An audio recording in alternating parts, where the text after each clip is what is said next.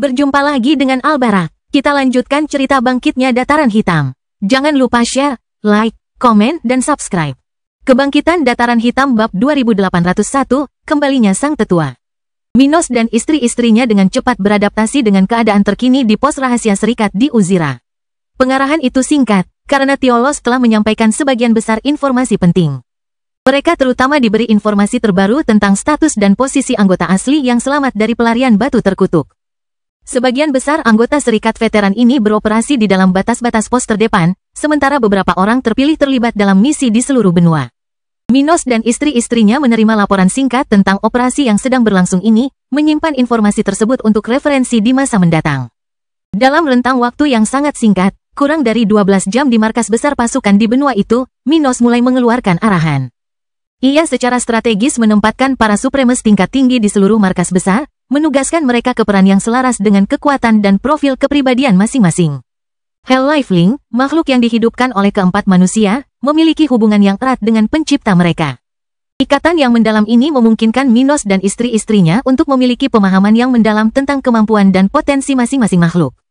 Akibatnya, perintah Minos merupakan hasil dari diskusi singkat namun sangat terfokus dengan istri-istrinya, yang dengan cepat menentukan arah yang optimal untuk setiap Hell Lifelink.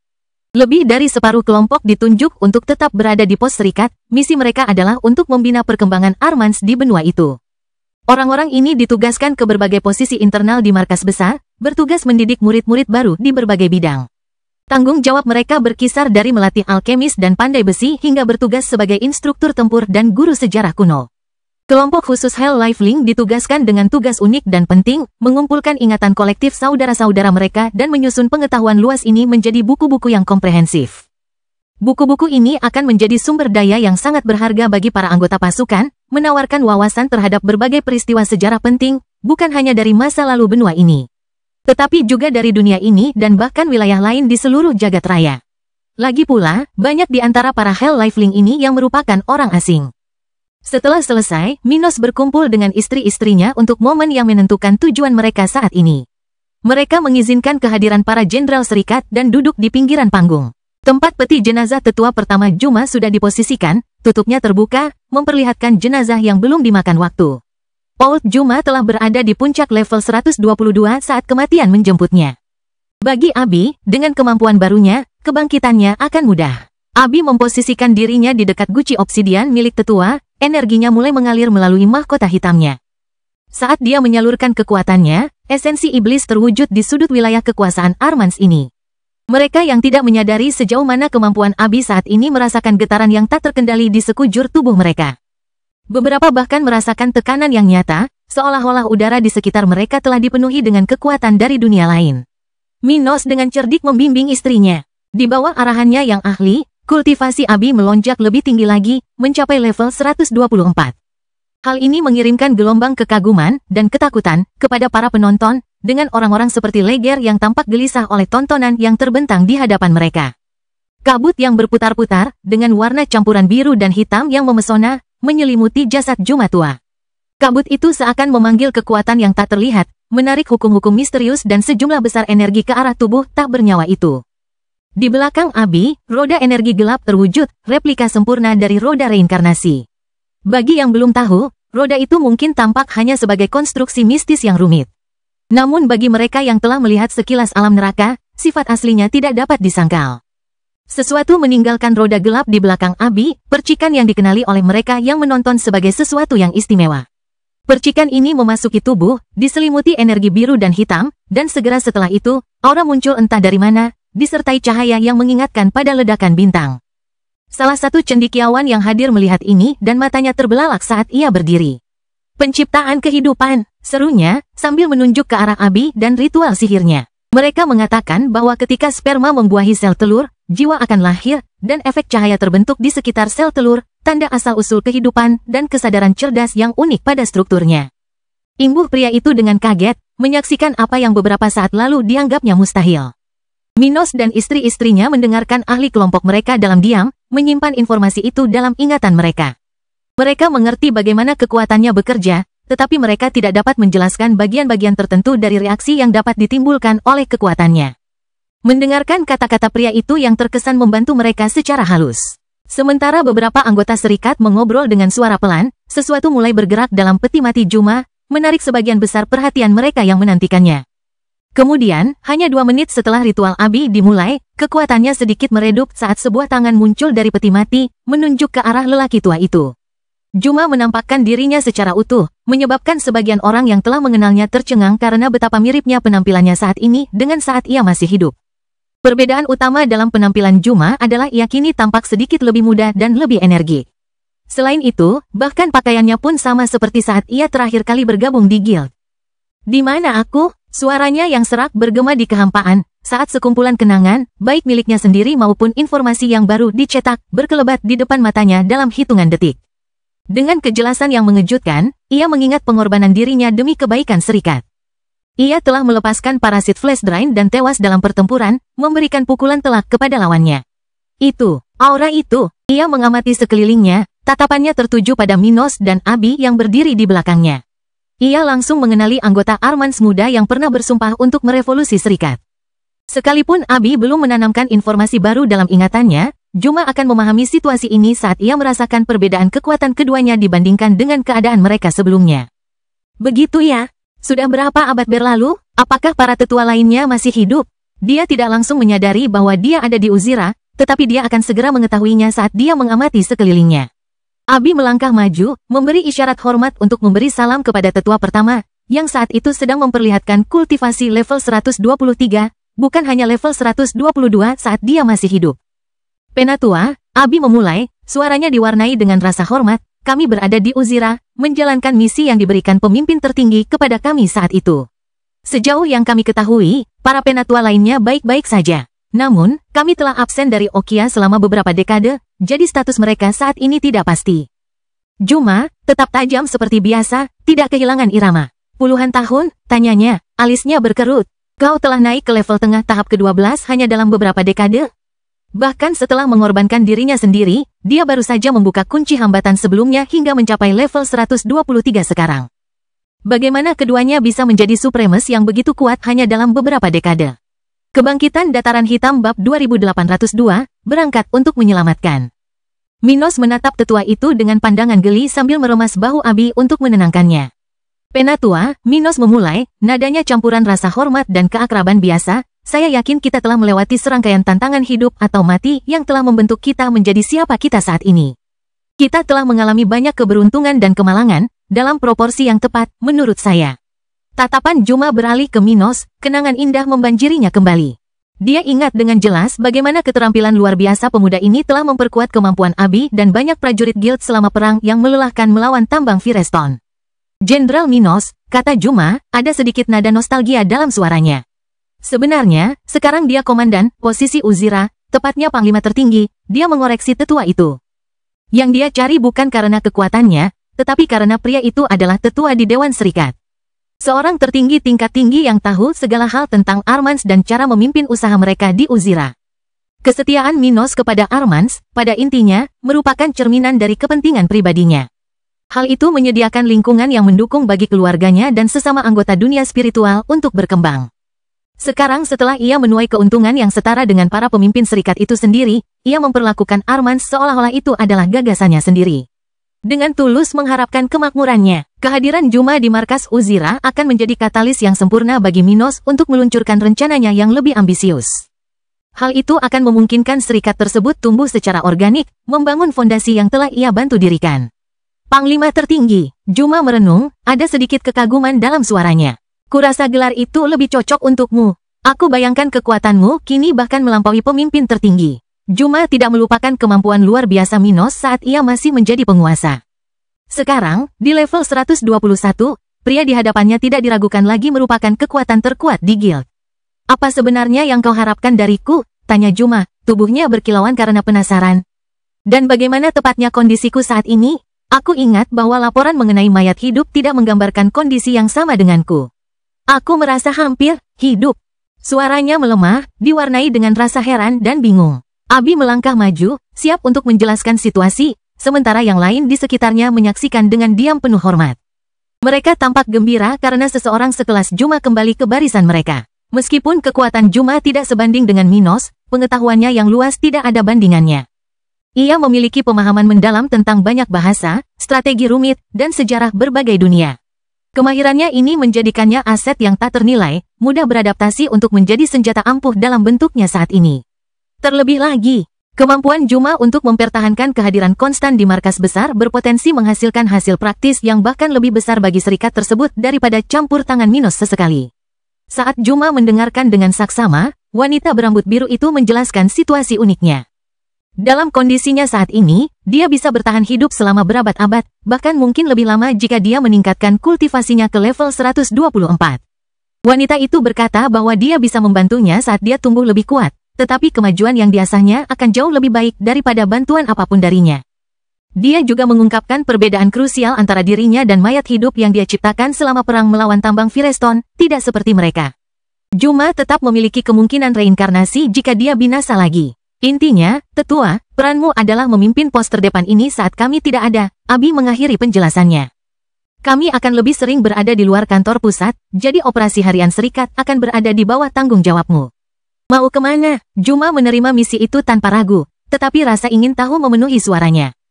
Meskipun ia menahan diri untuk tidak bertanya tentang sumber kemajuan luar biasa mereka, keinginannya untuk mempelajari lebih lanjut tentang rencana kelompok yang mengesankan itu sangat terasa. Minos menjawab, kita akan membuka jalan untuk memasuki alam atas. Jawabannya, meskipun metaforis, mengandung kebenaran yang mendalam. Tujuan mereka sungguh luar biasa, melarikan diri dari batas-batas kava, mencapai puncak level 125, dan melepaskan belenggu kematian. Dengan begitu, mereka pasti akan naik ke alam atas. Minos dan istri-istrinya masih bergelut dengan tantangan tentang cara memastikan masuknya Abi ke alam atas bersama mereka, tetapi tekad mereka untuk menemukan solusi tidak tergoyahkan.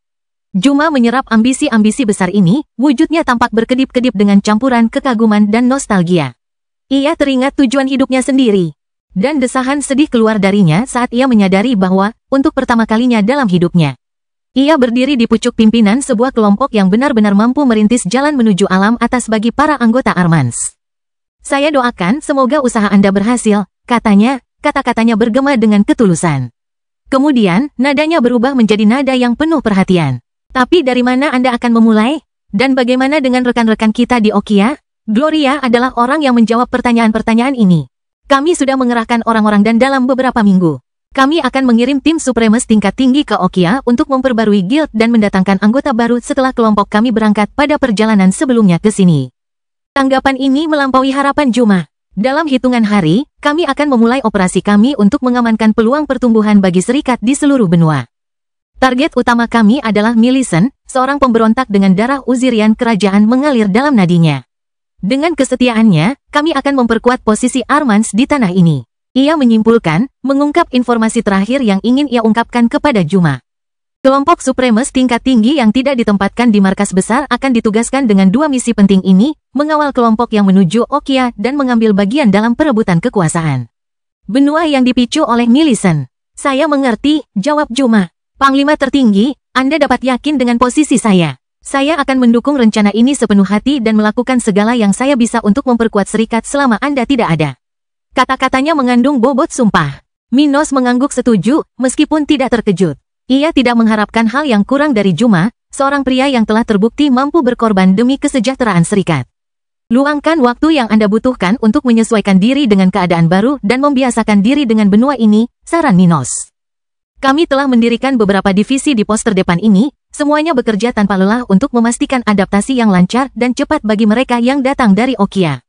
Mengindahkan saran Minos, Juma mengungkapkan rasa terima kasihnya dengan anggukan hormat. Ia kemudian meluncur ke arah beberapa wajah yang dikenalnya di sekitar, ingin berhubungan kembali dan mengumpulkan wawasan sebelum mempelajari Uzira lebih dalam. Minos berdiri bahu-membahu dengan istri-istrinya, tatapan mereka tertuju pada sosok Juma yang menjauh. Penampilan tetua yang berambut putih dan tampak jinak itu memungkiri arti pentingnya yang sebenarnya. Kebangkitan Juma menandai tonggak penting bagi mereka semua, membuka jalan bagi langkah ambisius mereka selanjutnya. Kita akan memberinya waktu untuk beradaptasi dengan Uzira dan memahami operasi di sini, bisik Minos kepada istri-istrinya, suaranya nyaris berbisik. Begitu dia menunjukkan bahwa dia bisa mengelola serikat secara mandiri, kita akan bergerak. Kebangkitan Dataran Hitam Bab 2803, Gangguan. Hari-hari berlalu dengan cepat setelah kebangkitan Juma. Penatua pertama menunjukkan mengapa dia memegang salah satu posisi paling menonjol di serikat dan bertahan di jabatannya lebih lama daripada siapapun lainnya dalam sejarah serikat. Juma sungguh luar biasa. Pria itu beradaptasi dengan keadaan yang dialaminya, mempelajari situasi di benua itu, serikat, dan rencana pasukan yang sudah berkembang. Dia mulai memberi perintah ke arah yang sama dengan Minos, melakukan perbaikan internal di markas besar dan di pos di Hilltop City. Minos menyukai apa yang dilihatnya. Merasakan kesegaran yang datang dari pikiran yang baru bagi mereka, tetapi sangat berpengalaman dan berpengetahuan. Cukup kompeten untuk menunjukkan kepada mereka beberapa strategi menarik untuk mencapai tujuan mereka dengan lebih cepat, tanpa terlalu banyak jalan memutar di sepanjang jalan. Hal ini membuat Minos semakin yakin untuk meneruskan rencananya dan menyerahkan jabatan di Uzira secara permanen kepada Juma.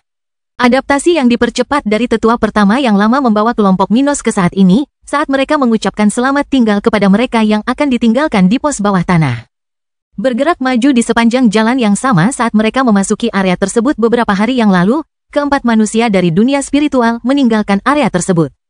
Muncul kembali di dekat Fjord, tempat pos serikat disembunyikan. Lebih dari 60% dari 290 petinggi tertinggi mereka tetap berada di markas besar, sementara sekelompok 15 orang melakukan perjalanan mencari kapal yang dikomandoi oleh Diret, di sebelah timur pulau.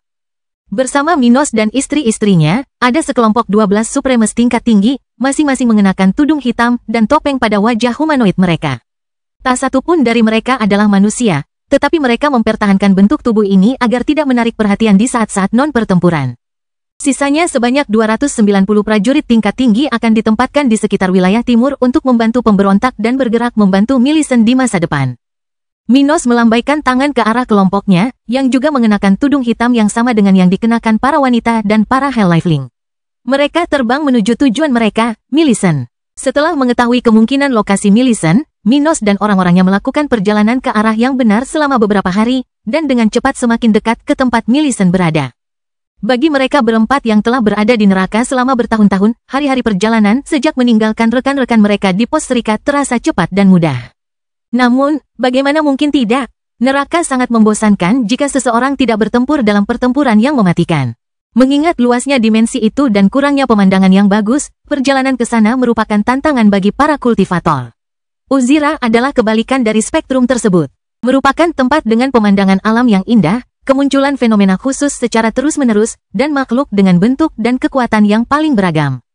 Hanya beberapa hari saja sudah cukup bagi Minos dan istri-istrinya untuk melihat beberapa pertempuran, pergerakan makhluk-makhluk legendaris yang tidak biasa, dan berbagai daerah kuat di benua itu. Mereka tidak takut akan pengaruh keluarga kerajaan dan memasuki wilayah barat, melewati kota-kota dekat dalam perjalanan mereka menuju Millicent. Millicent berani.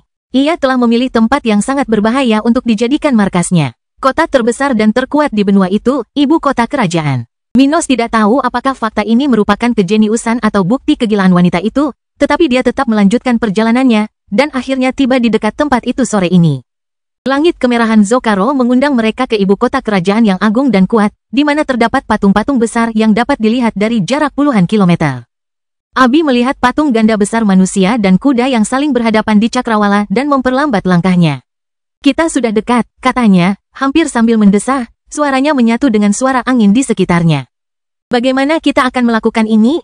Bisakah kau menceritakannya lagi? Tanya Ruth bercanda, mengingat apa yang didengarnya dari Minos dalam perjalanan ke sana. Rencananya melibatkan melewati Raja-Raja Uzira dan menyelamatkan Millicent dari jangkauan Celestial. Taruhannya begitu tinggi sehingga meskipun ada masalah yang lebih besar dalam pikiran mereka, mereka tidak dapat menahan diri untuk tidak ragu. Akan tetapi, saat Gloria dan Abi menatap Ruth dengan ekspresi mendesah yang sama di wajah mereka, Minos tiba-tiba berhenti, keterkejutan tampak di wajahnya. Aku tidak menyangka itu tadi, katanya, sementara mereka bertiga, serta 12 supremes tingkat tinggi, bertanya-tanya apa yang sedang dipikirkannya. Apa? Tanya Abi, menyadari bahwa suaminya akan segera datang, jadi dia tahu hal-hal yang akan memengaruhi mereka, tetapi belum terjadi. Seorang pesaingku akan menyerang kita. Dia ingin mencuri bagian tubuh Celestial sejati milikku. Minos langsung ke pokok permasalahan sambil melihat ke arah di mana musuh akan muncul dan menyerang mereka. Abi, Gloria, dan Ruth sudah tahu semua tentang persaingan untuk mendapatkan warisan Devdar dan segala hal yang terkait dengannya. Mereka sudah memiliki cukup banyak pengalaman sejak Minos memulai warisan ini untuk mengetahui kebenaran berbagai hal, termasuk para pesaing yang berhasil melewati fase kedua terakhir dari seleksi. Apakah itu akan jadi masalah? Gloria bertanya dengan nada serius. Menyadari bahwa pesaing Minos mungkin telah menjalani perjalanan waktu yang berbeda dari mereka dan sudah berada di level yang lebih tinggi darinya. Meski Minos tampil mengesankan di level 121, semua pesaing dari garis keturunan Devdar sangat istimewa dan tidak boleh diremehkan. Minos menyelimuti tubuhnya dengan energi. Melangkah maju beberapa kali sambil menyipitkan matanya, menyaksikan secara langsung terbukanya robekan spasial, yang dalam hitungan milidetik, seorang lelaki tua berkepala gundul akan muncul. "Oh dear, kau membuatku menunggu cukup lama." Minos mulai berbicara, memperlihatkan senyum di bibirnya. "Tapi aku bersyukur kau membawakanku 4 bagian dari Celestial sejati," katanya, menyadari situasi terkini pria ini yang saat ini berada di level 123.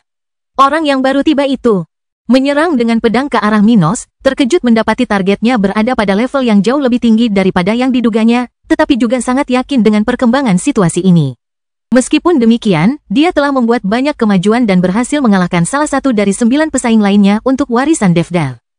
"Mari kita lihat siapa yang memberikan bagiannya kepada siapa," katanya sambil terus melancarkan serangannya. Kebangkitan Dataran Hitam Bab 2804, bagian-bagian dari Celestial sejati. Musuh yang buta dan tak berbulu itu melancarkan serangannya ke Minos dengan ketepatan yang mengerikan, senjatanya membelah udara. Saat ia menyerang, garis-garis hitam dan simbol-simbol misterius menyatu di sekelilingnya, membentuk wilayah yang unik dan tangguh. Minos merasakan area sekelilingnya menjadi tidak bisa ditembus, seolah-olah saat lawannya tiba, ruang ini telah berubah menjadi dimensi pribadi alien buta itu. Terkesan dengan pertunjukan kekuatan musuhnya, Minos mengenalinya sebagai manifestasi yang mungkin dari keempat bagian tubuh surgawi sejati yang memicu kemampuan alien itu. Meskipun ia menguasai manipulasi dimensi dan memahami waktu dan ruang secara mendalam, Minos tahu ia tidak dapat melepaskan cengkeraman lawannya. Namun, hal ini tidak terlalu membuatnya khawatir. Terjebak di lingkungan yang sama dengan musuhnya belum tentu berarti hukuman mati. Dengan senyum mengembang di bibirnya, Minos mengaktifkan kekuatannya sendiri, memerintahkan 12 Supremes tingkat tinggi untuk membentuk formasi pelindung di sekitar Abi, Gloria, dan Ruth. Seketika, kultivasinya melonjak ke puncak level 124, sebuah fakta yang sama sekali tidak mengejutkan penyerangnya. Akan tetapi, saat senjata orang buta itu turun, siap membelah Minos menjadi 2, ekspresi alien yang baru tiba itu berubah menjadi ekspresi terkejut. Lawannya berhasil menangkis serangan mematikan itu dengan satu tangan. Api perak dan obsidian menyembur dari tangan Minos, mengubahnya menjadi tubuh naga yang berotot. Bersamaan dengan itu, mahkota dan jubah kegelapan muncul di sekeliling tubuhnya. Kompas Nautilus menyala, menerangi vektor serangan potensial. Minos memilih targetnya, berfokus pada serangan mematikan yang diarahkan ke jantung musuhnya. Keenam sayapnya terbakar hebat saat pusaran energi di hadapannya menyatu menjadi pedang emas. Gagangnya, yang dibentuk menyerupai naga, muncul dari celah spasial. "Aku menangkis gerakanmu," sindir Minos. "Sekarang mari kita lihat bagaimana kau menangani gerakanku." Dengan kecepatan yang luar biasa, ia meluncurkan senjata yang baru terbentuk itu, bilahnya yang memanjang diliputi api dan diukir dengan prasasti obsidian. Meskipun tidak bisa melihat, indera tajam orang buta itu mendeteksi setiap fluktuasi kekuatan dan massa di sekitarnya. Dia langsung mengenali serangan itu sebagai serangan yang cocok untuk Celestial. Bahkan di inti wilayah kekuasaannya, wajahnya pucat pasi. Secara naluriah, ia bergerak untuk membangun penghalang pertahanan sementara tubuhnya mengalami transformasi cepat untuk meningkatkan ketahanannya.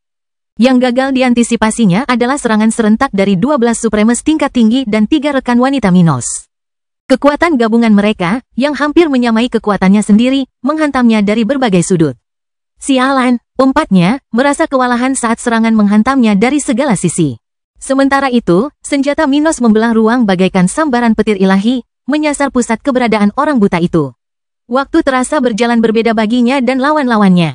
Bagi Arthur, setiap momen terasa sangat lama, sementara lawan-lawannya bergerak dengan kecepatan yang luar biasa, didukung oleh temporal sense yang mereka miliki. "Kau seharusnya tidak datang sendirian," Minos menyatakan dengan tegas. "Sekarang, silakan tinggalkan bagianmu untuk kemajuan kelompokku." Ia menambahkan, hampir seperti renungan, "Itu adalah bantuan yang tepat waktu, Arthur."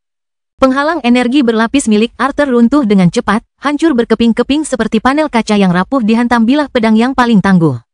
Senjata Minos mengenai sasarannya, menusuk tubuh pucat Arthur dengan mudahnya, dan menusuk dalam ke dadanya.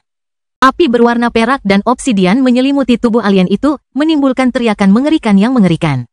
Di tengah-tengahnya, roda energi gelap muncul di atas Arthur, saat Minos menyalurkan kekuatan iblisnya. Meski bukan iblis sejati, kekuatan Minos saat ini dan kekuasaannya atas kekuatan neraka menempatkannya sebagai pesaing tangguh untuk menjadi iblis. Arthur tidak pernah punya kesempatan melawan Minos. Kedatangannya yang terlambat di Uzira telah membuatnya kehilangan kesempatan untuk menyingkirkan lawan yang, tanpa mahkota infernal, akan jauh lebih rentan. Saat esensi Arthur ditarik ke dalam roda reinkarnasi, peluang apapun bagi jiwanya untuk bertahan sebagai entitas pendendam yang menghantui kelompok Minos di masa mendatang benar-benar hilang. Di tengah-tengah ini, tubuh Arthur hancur karena kemampuan Minos memperlihatkan 4 artefak luar biasa yang bahkan kekuatan Minos tidak dapat menghabiskannya. Pertama, sebuah hati kristal berwarna merah tua, mengingatkan pada hati Minos. Kedua, sebuah jarum perak muncul dari salah satu tulang di tangan kiri Arthur. Ketiga, sebuah tanda yang dihiasi dengan desain rumit muncul dari kepalanya. Terakhir, sebuah pelindung dada muncul, menggantikan tulang rusuk Arthur, bentuknya yang besar bertuliskan berbagai simbol dan dikelilingi oleh lingkaran cahaya yang bercahaya. Minos dan rekan-rekannya menatap keempat komponen luar biasa yang telah mendorong Arthur ke level 123 dan memungkinkannya membangun wilayah yang bahkan Minos tidak dapat menghindarinya. Kejatuhan Arthur bermula dari persiapan yang tidak memadai melawan musuh yang menguasai kematian dan memiliki cadangan energi yang sangat besar. Jika bukan karena faktor-faktor ini, ia akan menjerat dan memusnahkan setiap anggota kelompok Minos. Kelompok Minos menjadi tenang ketika 4 bagian spesial yang bahkan dapat membuat Celestial bunuh diri jatuh ke tangan Minos, yang segera membuka wilayah kekuasaannya sendiri di area ini untuk mencegah fluktuasi magis dari esensi tersebut keluar ke lingkungan sekitar. Kelompok itu mendapati diri mereka dalam dimensi baru ketika Minos langsung ke pokok permasalahan dengan kata-katanya, kita harus cepat menyerap bagian-bagian tubuh Celestial sejati ini. Ia mengarahkan para wanitanya ke 3 dari 4 bagian yang baru saja diperolehnya.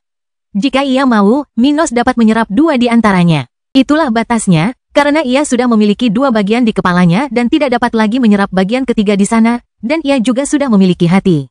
Namun, ia merasa lebih masuk akal untuk membiarkan para wanitanya memiliki kesempatan untuk menyerap satu esensi masing-masing dan memperkuat diri mereka dengan kekuatan baru dan peluang untuk naik level. Bagi Abi, Minos mengarahkan pelindung dada yang akan menggantikan tulang rusuknya, bagian yang ia tahu akan sangat meningkatkan kemampuan bertahannya. Karena ia seorang ahli nujum, memperkuat pertahanannya adalah salah satu langkah utama untuk memastikan masa depannya, karena pertarungan jarak dekat bukanlah keahliannya.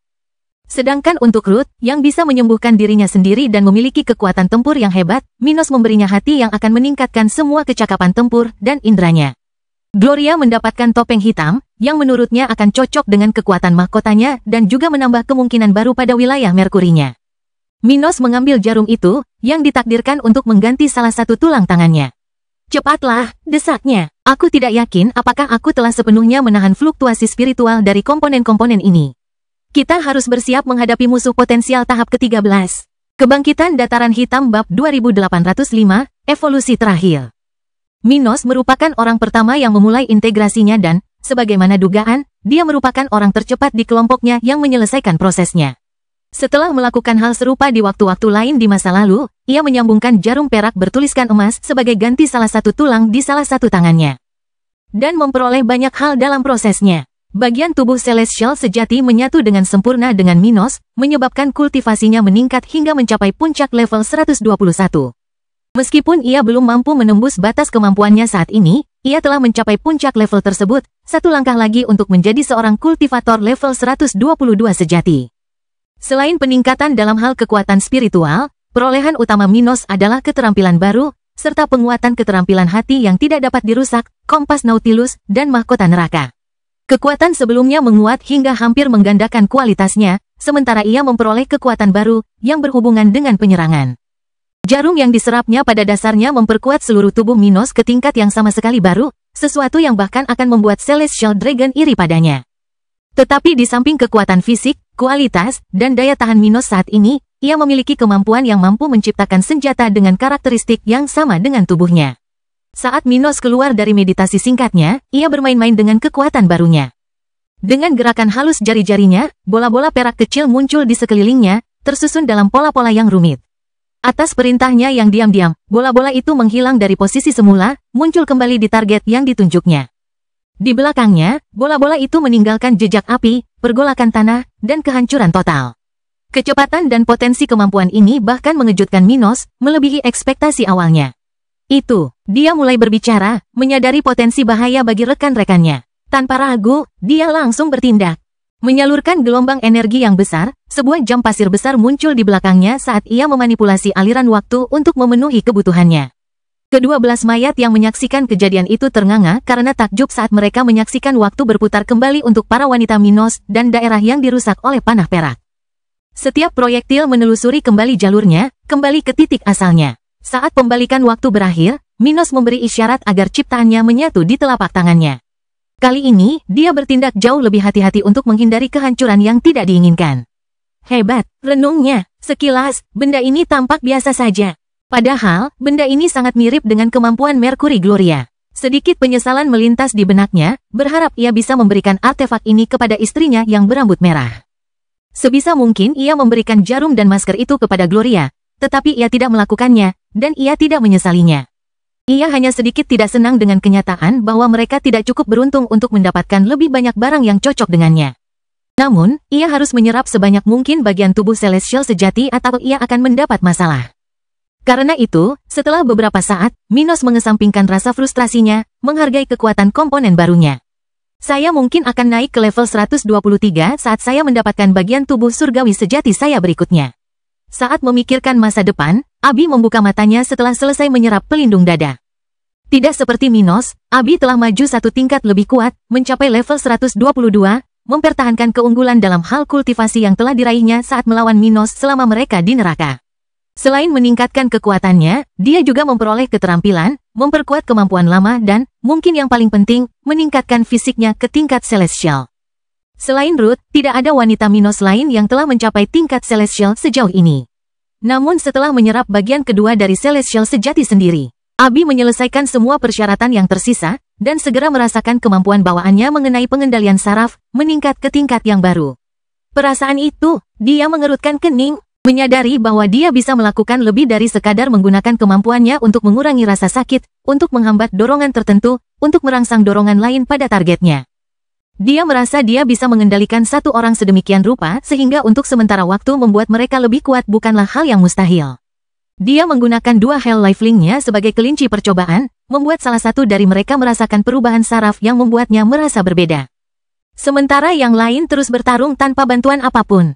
Dengan membuat kedua pihak saling berhadapan, Abi dan Minos melihat bagaimana pihak yang dibantunya. Meskipun satu tingkat lebih lemah dari yang lain, dengan cepat menang dalam pertarungan, memaksa lawan ke dalam situasi pasif.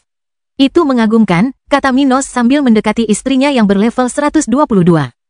Dengan keterampilan seperti itu, kita akan mampu membuat prajurit kita bertarung pada level yang lebih tinggi.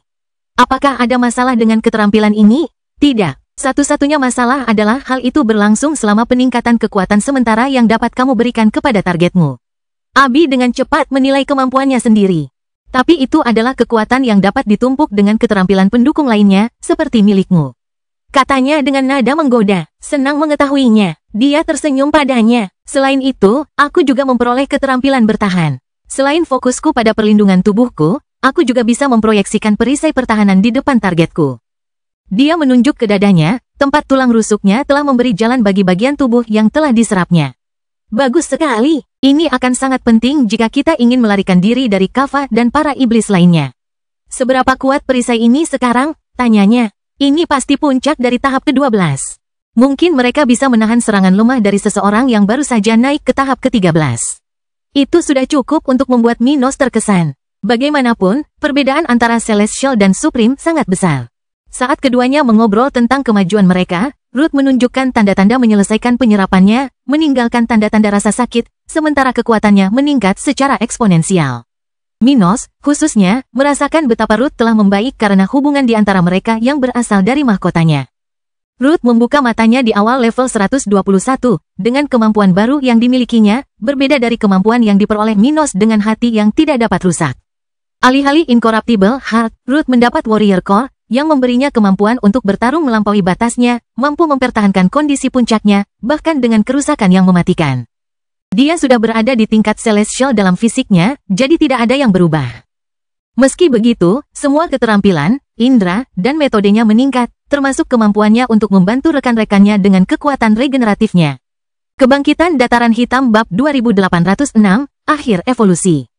Saat Minos melihat Ruth bergerak untuk pertama kalinya setelah menyerap Warrior Core, dia merasakan kecepatannya mencapai tingkat yang sama dengannya, yang bahkan mengejutkan Abi. Meskipun dia berada di level yang lebih tinggi dari Ruth dan Minos, Abi tidak memiliki karakteristik fisik sekuat mereka berdua. Melihat Ruth hampir berteleportasi dari tempatnya berdiri ke sisi mereka, gadis berambut biru itu membuka mulut dan matanya lebar-lebar karena takjub.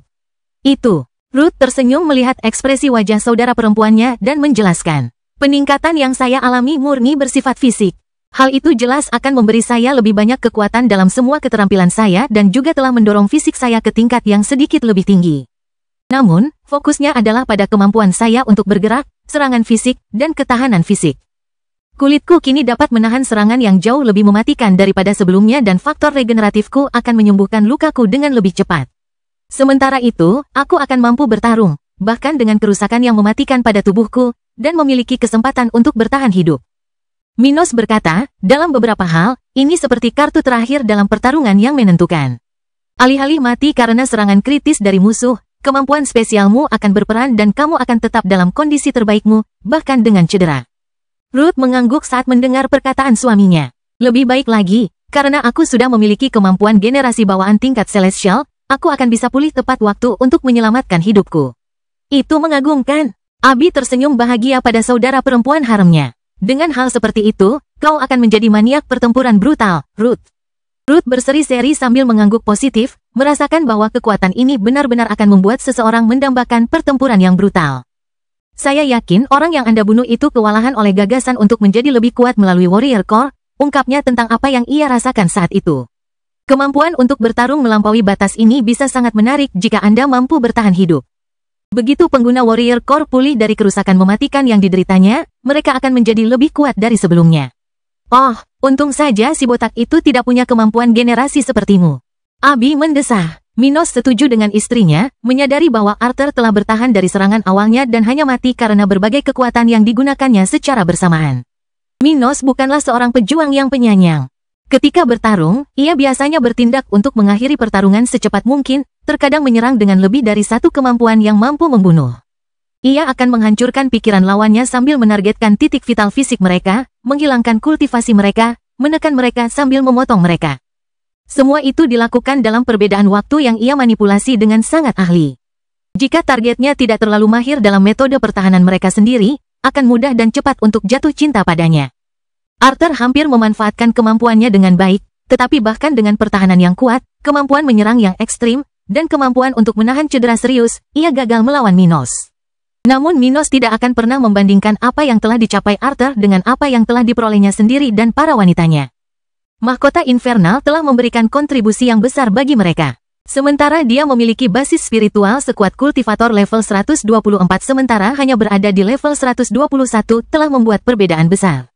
Ketika Minos menyerang musuh dengan segala daya dan upaya. Dengan dukungan 12 Supremes tingkat tinggi dan 3 wanita, ia menempatkan musuh dalam posisi yang sangat buruk, bahkan bagi seseorang dengan beberapa kemungkinan yang menguntungkannya. Itu mengagumkan, tetapi orang itu tidak memiliki keterampilan dasar seperti yang pernah kita miliki. Tidak seperti kita, dia belum mengembangkan metode untuk mengubah teknik menjadi keterampilan dan dia hanya memiliki 3 keterampilan alami sebelum menyerang kita, Minos menjelaskan kepada mereka berdua. Pada akhirnya, tanpa dasar spiritualku, pemulihan sihir Ruth, dan status iblis Abi, dia bernasib buruk saat menghadapi kelompok kita. Keterampilan sangatlah penting. Meskipun bagian tubuh Celestial sejati sangat berharga, bagi kelompok yang telah mencapai tingkat Celestial dan hampir mencapai tahap ke-13. Kemampuan mereka sendiri berada pada level yang hampir sama dengan apa yang dapat ditawarkan oleh bagian tubuh ini kepada penggunanya. Dalam kasus Minos, saat dia hampir mencapai tingkat absolut, beberapa kemampuannya bahkan lebih unggul daripada kemampuan yang berasal dari bagian surgawi sejati. Kedua wanita itu mengobrol lebih lanjut saat mereka berada di dataran hijau dimensi yang diciptakan oleh Minos. Tempat yang sangat mengingatkan pada dataran hitam kuno saat mereka pertama kali memperoleh kemerdekaannya, dahulu kala. Gloria akhirnya menunjukkan tanda-tanda dia selesai menyerap topeng hitam dari sebelumnya, menyatukannya dengan sempurna dengan mahkotanya. Sama seperti yang terjadi pada Abi, Gloria juga telah menyelesaikan kemajuan kualitatifnya dari fisiknya ke tingkat surgawi, mengembangkan kemampuan bawaannya. Tanah di sekelilingnya berubah menjadi Merkuri, dengan unsur-unsur yang ditempatkan di sana oleh Minos yang berubah di bawah pengaruh alam bawah sadar Gloria. Dengan wilayah kekuasaannya melonjak di sekelilingnya, mengancam untuk maju melawan dimensi suaminya. Auranya bergerak naik satu tingkat, mencapai awal level 120 dan terus bergerak naik, dengan cepat mencapai akhir level tersebut. Namun, dia tidak akan naik dua level sekaligus. Kultivasinya stabil di akhir level 120. Saat dia berdiri, memperlihatkan sesuatu yang tampak seperti helm hitam di wajahnya, sesuatu yang menutupi seluruh kepalanya. Termasuk rambut merahnya yang indah.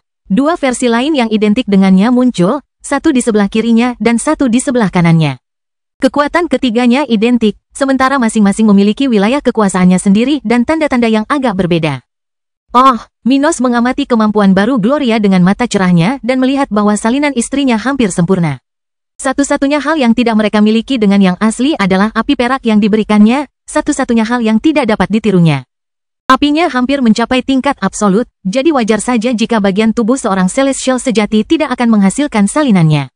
Gloria berkata, topeng yang kau berikan padaku memberiku kemampuan untuk memantulkan kekuatan. Namun, musuh sebelumnya tidak dapat membuat salinan dirinya sendiri. Aku hanya bisa melakukan itu karena kemampuan bawaanku. Itulah sebabnya dia menjebakku di wilayah kekuasaannya dalam pertempuran itu. Minos bergumam. Gloria berbicara tentang kemampuan lainnya yang ditingkatkan oleh perubahan yang ditimbulkan oleh topeng hitam ini. Termasuk transmutasi elemen-elemen di sekelilingnya dan penguasaan yang jauh lebih kuat daripada sebelumnya. Kelompok tersebut merayakan kemajuan satu sama lain hingga Minos merasa mereka dapat kembali ke misi sebelumnya. Mari kita lanjutkan. Sekarang kita bisa menangani bahaya di ibu kota dengan lebih baik. Mereka melanjutkan perjalanan, meninggalkan dimensi sementara itu untuk kembali ke titik sebelumnya, di dekat kota tempat Millicent berada dalam masalah. Kebangkitan Dataran Hitam Bab 2807, pergi ke Millicent. Kembali di Uzira, dekat ibu kota kerajaan, Minos dan kelompoknya memindai pinggiran tempat mereka diserang sebelumnya, memastikan bahwa tidak ada seorang pun di sekitar saat itu. Minos mendesah, tetapi tak dapat menahan diri untuk memperhatikan kompas Nautilus yang mengarahkannya menjauh dari kota. Namun kini ia memahami bagian dirinya itu lebih baik dari sebelumnya. Kompas Nautilus itu seperti topeng hitam yang diserap Gloria. Itu adalah bagian dari tubuh Celestial sejati dengan karakteristik bawaan yang bisa atau tidak bisa diaktifkan pada penggunanya, tergantung pada karakteristik masing-masing. Gloria dapat membentuk klon dirinya sendiri karena kemampuan bawaannya, sementara Arthur tidak dapat melakukan hal yang sama. Minos dapat melihat cara terbaik untuk maju, karena ia memiliki kemampuan kenabian yang memungkinkannya menggunakan senjata tersebut secara maksimal. Dari faktor ini, ia tahu bahwa kompas Nautilus tidak menyiratkan dengan arahnya bahwa sesuatu akan baik atau buruk, melainkan probabilitasnya. Nasib seseorang bisa sangat berbeda, dengan mereka mengikuti jalan yang hampir sama, hanya dengan sedikit perbedaan. Dalam pandangan Minos, hal yang sama berlaku untuk apa yang ditunjukkan kompas Nautilus kepadanya. Mungkin ada satu atau lebih Celestial di kota ini, jadi jelas nasibku akan segera musnah. Ia merenung sambil memimpin kelompoknya menuju Millicent. Tetapi hal yang sama bisa saja terjadi, atau akan terjadi dalam perjalananku di neraka.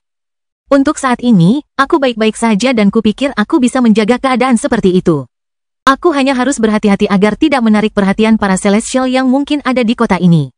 Mari kita batalkan kultivasi kita mulai sekarang, kata Minos pelan agar rekan-rekannya dapat mendengarnya. Separuh dari kalian akan bertindak sebagai penjaga dan yang lainnya akan berpura-pura menjadi pedagang yang bepergian bersama kita. Dia menunjuk ke Hell Lifelink. Minos sengaja memilih sekelompok Hell Lifelink asli Uzira untuk ikut dalam perjalanan ini bersama mereka. Kelompok itu segera bergerak ke posisi sesuai perintahnya, dengan ketiga wanitanya menyamar bersama-sama. Bagaimana kita bisa sampai ke Millicent? Tanya Abi, menyadari bahwa ini adalah bagian yang sangat rumit dari rencana mereka. Millicent berada di bawah tekanan dari keluarga kerajaan. Jelas, keluarga itu tidak tahu bahwa wanita itu telah bersembunyi tepat di bawah hidung mereka. Kalau tidak Millicent pasti sudah mati. Namun, ada pengamat di mana-mana dan kemunculan orang yang mencurigakan atau pelariannya dari kota dapat dengan mudah menarik perhatian banyak mata dan telinga di kota itu. Namun rencana mereka adalah membawanya ke suatu tempat di mana ia akan mempunyai lebih banyak kebebasan untuk merencanakan tindakan selanjutnya di benua itu. Di mana mereka dapat menempatkan sekelompok Hell Lifelink di bawah komandonya untuk menasihati para pemberontak demi tujuan mereka. Untuk menyelesaikan rencana mereka, mereka perlu melakukan pelarian yang sempurna setelah menghubungi kelompoknya tanpa meninggalkan petunjuk apapun. Minos punya rencana, yang perlahan berubah bentuk saat mereka mendekati pintu masuk pertama menuju kota, tempat para pengawal dari keluarga kerajaan dengan simbol-simbol besar rumah ahli Nujum Uzira ditempatkan. Mengawasi pergerakan di area tersebut. Uzira adalah benua yang kaya dan, bagi penduduk asli benua itu, bepergian melalui daerah itu jauh lebih mudah daripada bagi orang asing dan pemberontak. Arus orang dan kendaraan di pintu masuk yang akan dilewati kelompok itu sangat deras, dengan segala sesuatu mulai dari individu biasa tingkat rendah hingga spesialis yang kuat. Minos berkata di tengah pembicaraan, ini akan menjadi pertanyaan apakah pihaknya memahami siapa kita. Kita ini pedagang, oke, mari kita coba berbisnis. Melihat senyum di bibir Minos, para wanita itu tidak bisa tidak mempercayainya. Dia tampak cukup yakin bahwa semuanya akan berhasil, jadi mereka tidak akan meragukannya. Mereka melewati pintu masuk kota tanpa masalah. Sebagian besar kelompok mereka menyembunyikan kultivasi mereka, sementara beberapa penjaga menunjukkan kultivasi tahap ke-11. Mereka bahkan diinterogasi. Gloria berhasil menipu penjaga kota dengan menunjukkan kemiripan antara mereka dan penduduk setempat.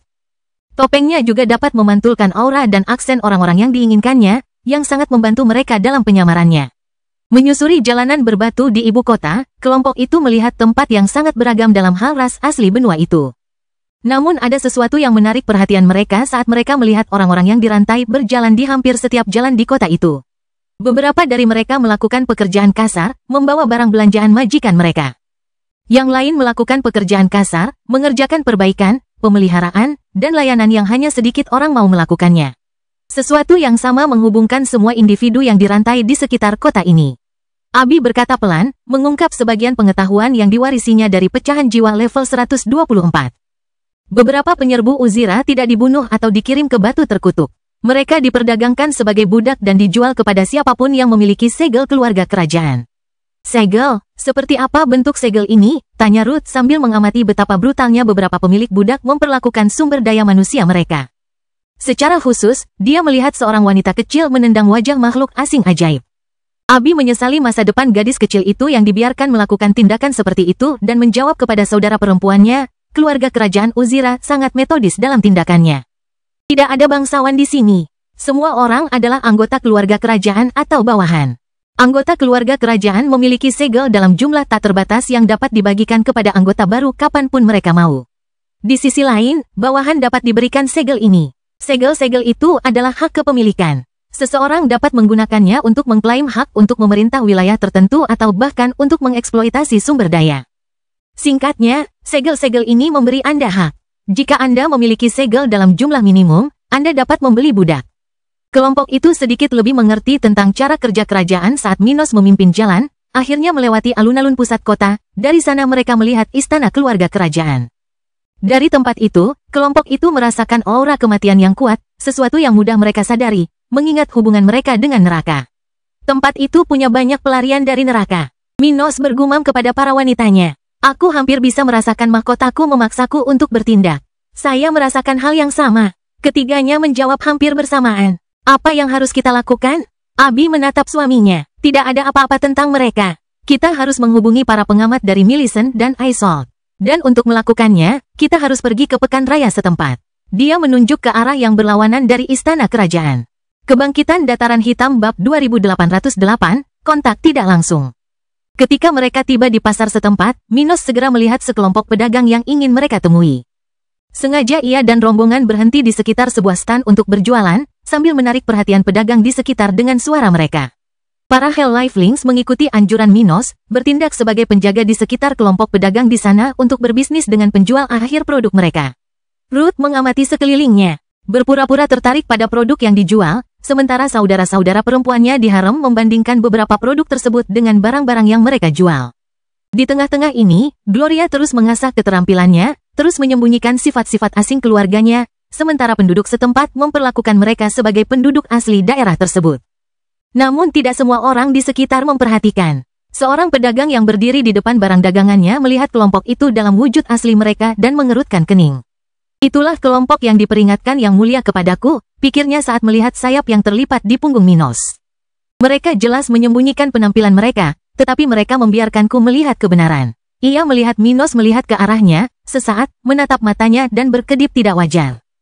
Minos terus berbicara dan mengalihkan pandangannya, memberi kesan kepada siapapun bahwa ia hanya melihat ke arah pendengarnya. Apakah itu suatu pertanda? Ia bertanya-tanya, sejenak. Tidak tahu apakah tindakan Minos dan kelompoknya itu nyata atau sekadar kedok untuk sesuatu yang lain, mungkin komunikasi tidak langsung dengannya.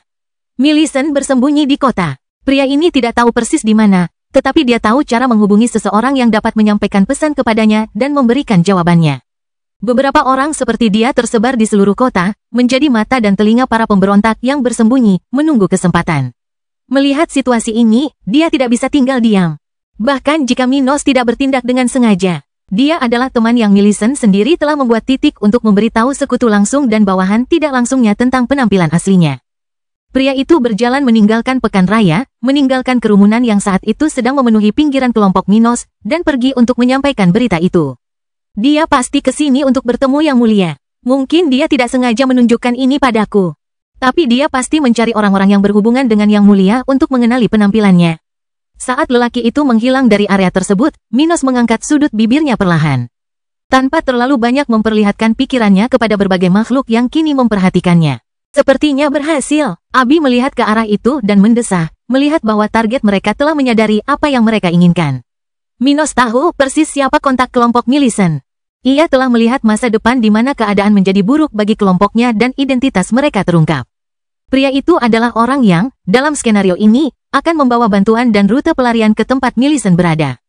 Meskipun mengetahui siapa orang ini dan seberapa dapat dipercayanya dia, Minos tidak mau mengambil risiko untuk berinteraksi secara langsung. Bisa saja ada pengamat dari keluarga kerajaan dimanapun. Dia tidak mau mengambil risiko mengungkap rencananya hanya untuk menghubungi Millicent. Dia akan menyampaikan berita tentang kelompokku kepadanya. Dengan begitu, kita bisa bertemu tanpa aku menanggung risiko membawa musuh kepadanya.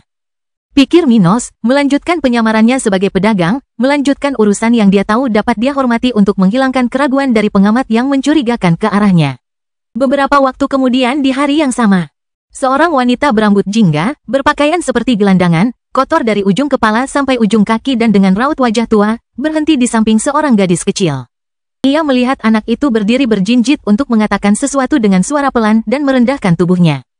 Menggunakan tongkat yang dibawanya untuk menopang dirinya dan merendahkan tubuhnya hingga sejajar dengan wajah gadis itu. Gadis itu, yang juga berpakaian seperti gadis sederhana, berkata kepada wanita itu saat mereka berdiri di bawah jembatan tua kecil yang dialiri sungai. Pria tampan dari masa depan itu ada di kota. Dia sepertinya mencari wanita itu, kata gadis itu sebelum menoleh ke kiri dan kanan dan berlari menjauh. Mata wanita berambut oranye itu terbuka perlahan. Sebelum dia mengendalikan diri dan kembali ke tempat asalnya, saluran pembuangan limbah yang terhubung ke aliran sungai ini di daerah yang tidak begitu terkenal di ibu kota. Dia berjalan santai melalui terowongan melingkar, hingga dia mencapai suatu titik di mana jalan setapak terbagi menjadi 4, di mana air busuk terkumpul di beberapa titik. Dia terus berjalan menyusuri satu-satunya jalan setapak yang mengarah ke tempat persembunyian kelompoknya, di mana dia akan segera menemukan area bawah tanah yang luas. Di mana kabin-kabin menutupi area itu seperti daerah kumuh bawah tanah kecil. Di tempat ini, para korban luka tengah beristirahat memulihkan diri di tempat tidur. Sementara beberapa orang berjaga di area tersebut, mengawasi keadaan di sekitar, dan berkomunikasi dengan kelompok yang jauh. Isolde melewati para penjaga dan pergi ke tempat Millicent berbaring di ranjang besar. Penampilannya saat ini tidak begitu cantik, mirip dengan penampilannya sebelum Minos membebaskannya.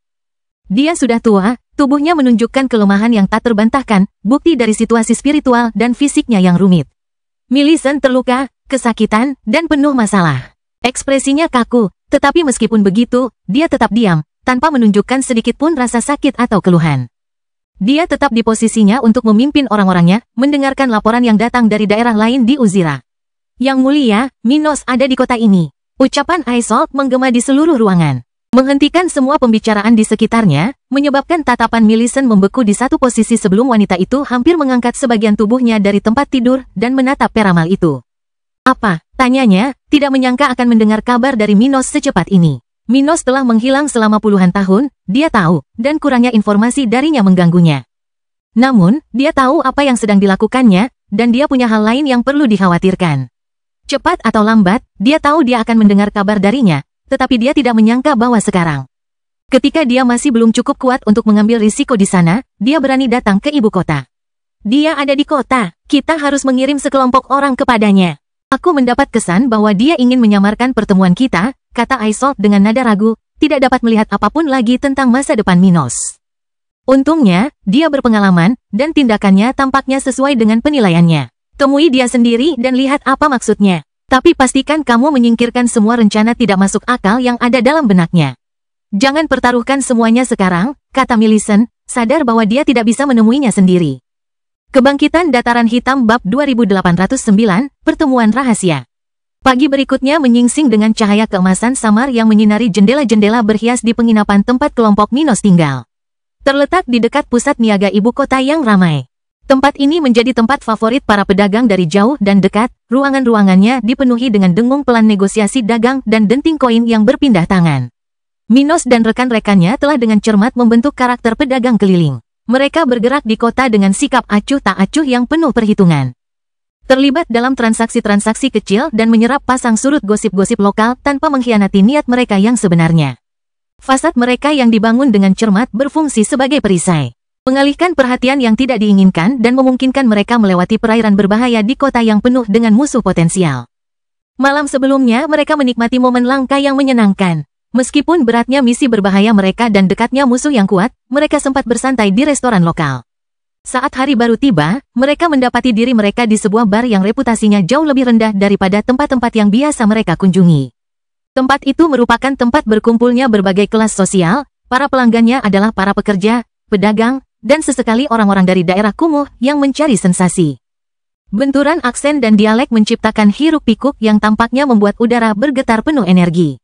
Minos dan kelompoknya telah memposisikan diri secara strategis, mata mereka terus mengamati ruangan bahkan saat mereka berpura-pura tertarik pada sarapan mereka yang baru saja tersentuh. Roti kasar dan bir encer adalah makanan yang jauh berbeda dari makanan yang biasa mereka santap, tetapi menjaga kerahasiaan adalah hal yang terpenting. Pada saat normalitas yang dipentaskan inilah sebuah sosok muncul di meja mereka, seolah muncul dari balik bayangan itu sendiri.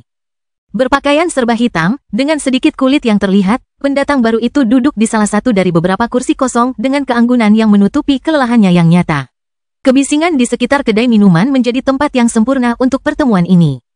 Hanya Minos, dengan indranya yang tajam dan kewaspadaannya yang konstan, yang menyadari kedatangan pendatang baru itu. "Minos, ini aku," desah sosok itu, suaranya nyaris seperti bisikan. Meskipun jelas-jelas berusaha menyamar, Minos langsung mengenali warna suaranya. Ada nada kelelahan dalam kata-katanya, desahan halus yang mengungkapkan banyak hal tentang cobaan yang dialami pembicara. Tanpa mengalihkan pandangannya dari makanan yang setengah dimakan di hadapannya, Minos menjawab dengan nada yang sama rendahnya, bibirnya hampir tidak bergerak. "Aku tahu, kau membuatku menunggu. Kehati-hatianmu, dicatat." Aisolt mengembuskan napas, desahannya nyaris tak terdengar di antara hiruk-pikuk bar. Matanya, tersembunyi di balik tabir penyamarannya, mengikuti seorang pelayan muda saat ia berjalan di antara tempat yang ramai itu. "Ambilkan aku bir," perintahnya, suaranya diatur dengan hati-hati untuk mempertahankan kepura-puraannya. Saat kata-kata itu keluar dari bibirnya, dia menyadari para pengawalnya ditempatkan secara strategis di 3 titik berbeda di sekitar kedai yang ramai itu, tatapan waspada mereka menyapu ruangan untuk mencari tanda-tanda ancaman. Tempat yang mereka tempati tampak seperti sebuah bar beratap kaca besar, dengan pulau berisi berbagai profesional dan artefak di belakang minuman dan makanan di area tersebut. Dikelilingi oleh berbagai jenis meja, seperti tempat jajan. Setidaknya ada 200 orang di sana saat itu, sebagian besar dari mereka berbicara, menciptakan simfoni yang kacau di tengah teriakan staf kedai. "Kau tampak lebih cantik dariku sekarang," kata Aisolt sambil melirik Minos sekilas sebelum mengalihkan pandangannya ke dekorasi bar yang mewah. Matanya menjelajahi pilar-pilar berlapis emas, permadani rumit yang menggambarkan legenda heroik, dan lampu kristal yang tergantung seperti air terjun beku dari langit-langit. Ini adalah tempat yang sering dikunjungi bukan hanya oleh pengawal biasa, tetapi juga oleh bangsawan. Kemewahannya merupakan bukti kekayaan dan kekuasaan yang mengalir melalui nadi ibu kota. Meskipun berusaha bersikap acuh tak acuh, Aisolt tidak dapat menahan rasa terkejutnya saat ia memandang Minos dari sudut matanya. Pria yang ditemuinya bertahun-tahun lalu telah mengalami metamorfosis, muncul sebagai sosok misterius dan berkuasa. Kehadirannya kini memancarkan aura keahlian yang tampaknya membingungkan bahkan metode persepsinya yang terasah dengan baik. Seolah-olah ada tabir yang menutupi visi kenabiannya, masa depan yang dulunya merupakan buku terbuka baginya kini menjadi sangat buram bagi Minos. Kata-katanya hanya memperdalam kegelisahannya. Sementara penglihatannya sendiri telah kabur, Minos telah memperoleh wawasan yang luar biasa tentang kesulitan-kesulitan yang dialaminya baru-baru ini. "Kalian punya tantangan sendiri, begitu pula aku," jawab Minos, senyum mengembang di sudut mulutnya. Lengannya melingkari Ruth dan Gloria sebagai tanda kasih sayang, sementara di seberang meja, Abi fokus pada makanannya. "Tetapi jangan sia-siakan momen berharga yang kita miliki. Kehadiranku di kota ini adalah untuk pemimpinmu. Lokasimu saat ini tidak lagi menarik bagi kami." Matanya yang tajam dan penuh perhitungan bertemu dengan tatapan Aisolt yang tersembunyi. "Kita harus pindah ke tempat yang lebih cocok untuk diskusi kita." Itu akan jadi rumit, katanya dengan nada pesimis yang kentara dalam suaranya. Kita berada di tempat di mana mereka tidak akan bisa menjangkau kita, tetapi setiap langkah yang kita ambil akan menarik perhatian orang-orang yang bahkan tidak bisa kau tipu. Hal terbaik bagi kita adalah kau bertindak di bidang lain dari perjuangan kita.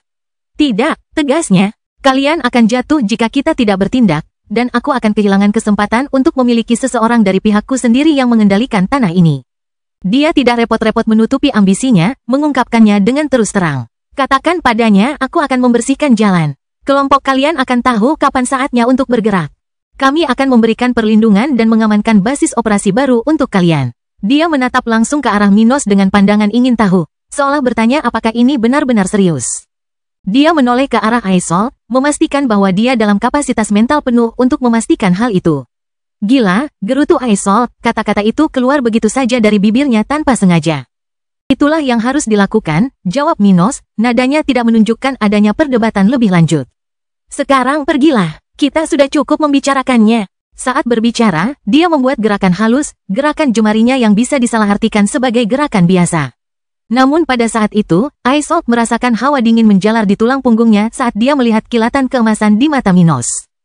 Udara di sekitarnya tampak berderak dengan energi yang tak terlihat, dan Aesol mendapati dirinya terpaku oleh tatapan Minos. Pada saat itu, dia menyadari dengan kaget bahwa Minos sedang mengintip ke masa depan. Untuk pertama kalinya dalam waktu yang terasa seperti ribuan tahun, Aesol mendapati dirinya dalam posisi yang tidak dikenalnya, yaitu dibimbing oleh seorang peramal yang lebih unggul. Sensasinya meresahkan sekaligus menenangkan. Sebagian dari dirinya ingin melawan, untuk menegaskan kemampuannya yang luar biasa, dan mempertanyakan penilaian Minos. Namun, naluri yang lebih dalam, yang diasah oleh pengalaman bertahan hidup selama bertahun-tahun di dunia, yang penuh intrik dan bahaya, menyarankan kepercayaan. Dia telah menyaksikan kemampuan Minos saat dia masih kecil. Sekarang, saat dia berdiri di hadapannya, memancarkan kekuatan dan kepercayaan diri, dia mendapati dirinya tidak mampu dan tidak mau meragukannya. Pemuda yang pernah dikenalnya telah berkembang menjadi sesuatu yang jauh melampaui harapannya. Tanpa ragu lagi, Aesol bangkit dari tempat duduknya. Saat dia berjalan melewati bar yang penuh sesak itu, para pengawalnya, yang tersebar secara strategis di seluruh tempat itu, ikut bergerak. Pergerakan orang yang konstan masuk dan keluar dari tempat yang ramai itu menyediakan tempat yang sempurna untuk keluar secara diam-diam. Saatnya menggerakkan mekanisme lokal dan memberi ruang bagi pelarian kita. Minos bergumam sambil menatap para wanitanya, sangat menyadari apa yang dapat menggerakkan mata para wanita lokal dan membuka jalan bagi pelarian kelompoknya. Ini akan berisiko. Abi memperingatkannya, setelah menjalankan rencananya malam sebelumnya. Gerombolan mengerikan mungkin akan mengalihkan perhatian yang lemah, tetapi yang disebut kematian abadi akan lebih sulit ditipu. Rencana mereka hanyalah untuk menarik Macabre Horde dan menirukan gerakan Millicent, seperti yang pernah terjadi di Curse Rock beberapa dekade lalu. Keluarga kerajaan tahu bahwa dia mungkin bersembunyi di kota itu, jadi ini tidak akan mengonfirmasi apapun selain yang sudah mereka duga. Namun, tindakan seperti itu dapat mengalihkan perhatian untuk pelarian palsu. Minos tersenyum mendengar peringatan istrinya, menyadari bahwa itu tidak akan mudah. Ayo bersiap. Ini tidak harus terjadi dalam satu malam. Dia berdiri, membayar tagihan kelompoknya, sebelum melanjutkan rencananya. Mereka masih berniat tinggal di kota itu selama beberapa hari sebelum melakukan langkah besar mereka. Kebangkitan Dataran Hitam Bab 2810, Persiapan. Setelah Aesol kembali dari pertemuannya dengan Minos, dia tidak pernah lagi berjalan di jalanan ibu kota. Hari-harinya dihabiskan dengan menunggu di pos tempat Millicent dan beberapa anggota penting kelompok pemberontak lainnya menginap. Seiring berlalunya hari, kelompok mereka menjadi semakin gelisah karena keterlambatan sinyal yang dijanjikan Minos. Meskipun mereka terus melanjutkan semua rencana, mereka tidak dapat menahan rasa khawatir tentang pelarian yang ingin dipimpinnya. Millicent tidak berencana meninggalkan kota itu sebelumnya. Meskipun ibu kota itu memiliki banyak mata dan telinga yang berbahaya, kelompok keluarga kerajaan tidak dapat bertindak di sana seperti yang mereka lakukan di tempat lain. Ini adalah ibu kota mereka, kebanggaan keluarga. Itu tidak dapat diambil risiko begitu saja dan penyelidikan apapun di sana akan melibatkan tindakan yang lebih hati-hati dan kekuatan yang tidak terlalu merusak. Namun, ia menerima tawaran Minos untuk meninggalkan kota itu. Aesol telah merasakan tingkat kekuatannya saat ini dan melihat bahwa ia akhirnya cukup dewasa untuk membuat mereka mempercayainya. Karena itu, Millicent siap untuk bergerak atas sinyalnya. Sementara itu, dia terus berbaring di tempat tidurnya, memulihkan diri dari luka serius yang dideritanya saat melarikan diri terakhirnya dari musuh-musuhnya. Luka-lukanya berangsur-angsur membaik, dan jika ia mau, ia bisa segera bangkit dan bertarung. Namun, ia menyimpan seluruh tenaganya untuk pelarian yang direncanakan oleh Minos. Ia hampir yakin bahwa sesuatu akan terjadi dan ia harus bertarung. Namun saat kelompoknya terus memantau berita dan komunikasi dengan para pemberontak yang tersebar di seluruh kerajaan, dia tiba-tiba mulai menyadari sensasi yang familiar. Energi itu, dia melihat ke arah barat, tentu saja karena tidak dapat melihat melalui area bawah tanah saluran pembuangan lokal, tetapi tetap saja merasakan sesuatu tumbuh ke arah itu. Sepertinya mereka sedang berakting, katanya dengan suara serak, menarik perhatian kelompok itu. Aku merasakan gerombolan Macabre bergerak dalam pola yang unik. Gerombolan mengerikan, apakah menurutmu Minos akan menggunakan mayat hidup itu? Aesop mendekati tempat tidur pemimpinnya. Hanya mereka yang berani mengulang hal seperti itu selain aku. Millicent tersenyum membayangkan bagaimana dia telah membuat kelompok mereka bisa lolos dari Curse Rock. Itu pasti wanita itu, Abi. Jadi, sebaiknya kau mulai bersiap-siap. Kurasa ini adalah sinyal pertamanya untuk bergerak. Tetapi apa rencananya untuk menggunakan kelompok seperti itu? Tanya orang lain dalam kegelapan. Millicent bukanlah seorang peramal, tetapi dia adalah seorang pejuang yang berpengalaman. Mungkin untuk memalsukan bahwa akulah yang menggerakkan mayat hidup itu. Membuat musuh kita percaya bahwa aku melakukan sesuatu, padahal sebenarnya aku melakukan sesuatu yang lain. Aku akan mengawasi prospek masa depan kita, kata Aesop, memberi isyarat kepada Millicent untuk bersiap dan yang lainnya untuk memposisikan diri. Sejak Minos tiba di kota itu, ia telah melihat masa depan dengan lebih baik, merasa tidak terlalu terganggu oleh campur tangan para peramal musuh dalam usahanya membaca masa depan. Ia kemudian bergerak untuk menyelidiki skenario yang akan datang, akhirnya memahami sedikit lebih banyak tentang apa yang telah direncanakan Minos untuk mereka. Sementara itu, kelompok Minos sedang melakukan perjalanan dengan kereta melalui jalan-jalan ibu kota, mempersiapkan keberangkatan mereka dalam 2 malam. Kendaraan mereka kini melewati kawasan tersibuk di kota itu. Meninggalkan tempat di mana mereka tadi melakukan sebagian urusan sebelum menuju ke salah satu lingkungan setempat yang masih perlu mereka kenali. Mereka memesan makanan di dekat danau kota, yang terhubung dengan sungai yang menuju ke laut. Area kota ini penting untuk pergerakan sumber daya di wilayah tersebut. Sementara para Hell Lifeling membimbing mereka ke tujuan mereka hari ini, Minos mengamati keadaan sekitar, sementara Gloria bermeditasi. Mengendalikan 2 klonnya yang tengah menjelajahi kota pada saat itu juga. Klon-klonnya menyelidiki tempat-tempat pelarian, tetapi juga area tempat Minos mengira Millicent dan para pemberontak bersembunyi. Meskipun dia tidak ingin terlihat mencari para pemberontak, dia perlu mengetahui dengan baik di mana sekutu-sekutunya berada dan kemungkinan rute pelarian melalui area tersebut. Sementara itu, mereka juga perlu mengetahui strategi terbaik untuk menipu keluarga kerajaan saat Macabre Horde mendekati ibu kota. Untuk melakukan ini, mereka bepergian setiap hari melalui berbagai bagian kota, mengenali pilihan mereka untuk rencana berani yang akan mereka kembangkan dalam beberapa jam. Abi kemudian memecah keheningan di dalam kereta mereka. Minos, aku merasakan aura Macabre Horde. Aku yakin Millicent telah menyadarinya, dan di lain waktu, kekuatan penindas kota ini akan menyadarinya. Dia dan Millicent terhubung dengan Macabre Horde, jadi mereka bisa menyadari kedekatan mayat hidup dari Awakening Peak di kota ini jauh sebelum musuh mereka. Bagus, mari kita lanjutkan ke tahap terakhir rencana kita, katanya sambil melihat keluar kereta, melihat danau semakin dekat dengan mereka. Di mana beberapa perahu lokal ditambatkan di tanah milik tokoh lokal terkemuka. Kita perlu masuk ke salah satu properti ini. Kita akan mengambil kendaraan pelarian kita besok malam, katanya, membuat 2 dari 3 rekannya di dalam kendaraan itu melihat ke arah yang sama dengannya. Sungai yang terhubung ke laut tampak menjadi rute pelarian terbaik bagi mereka saat ini. Karena itu, rencana mereka melibatkan membobol dan mencuri perahu serta menemui kelompok Millicent di tengah jalan untuk melarikan diri. Sementara semua ini terjadi, satu kelompok akan menyamar sebagai pemberontak dan menggunakan Macabre Horde untuk meninggalkan kota. Ruth berkata, hampir setiap hari ada acara-acara perayaan di bagian kota ini. Orang-orang kaya hidup mewah dan selalu mengadakan pesta untuk merayakan ulang tahun dan hari jadi kerabat, penaklukan di medan perang, pernikahan, kelahiran, del. Saya pernah mendengar tentang beberapa acara yang akan berlangsung selama beberapa hari ke depan di sekitar sini. Saya hanya perlu mencari pilihan untuk besok dan lusa, jadi kita punya target. Berkonsentrasilah pada hal itu sementara kita bekerja sore ini di tepi danau. Perintah Minos, saat kendaraan mereka melambat, tiba di area tempat mereka akan melanjutkan perjalanan. Cerita bersambung, jangan lupa share, like, komen, dan subscribe, agar tidak ketinggalan cerita selanjutnya.